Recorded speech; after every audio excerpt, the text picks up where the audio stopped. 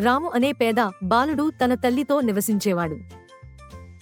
ఒకరోజు రాము వారి ఆవును కొన్ని మంత్ర విత్తనాలకు బదులుగా అమ్ముతాడు. అతని తల్లికి చాలా కోపం వచ్చి ఆ విత్తనాలను కిటికీలోంచి బయట విసిరేసింది. మరుసటి రోజు ఉదయం ఒక పెద్ద చిక్కుడు మొక్క పెరిగింది. అది ఆకాశం వరకు పెరిగింది. కుతూహలంతో రాము ఆ మొక్క ఎక్కి దానిపైన ఒక రాక్షసుడి రాజభవనాన్ని కనుగొన్నాడు.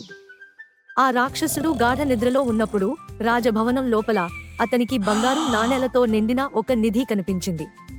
రాము నిధిని తీసుకోబోతుండగా రాక్షసుడు మూలుగుతూ మేల్కొన్నాడు.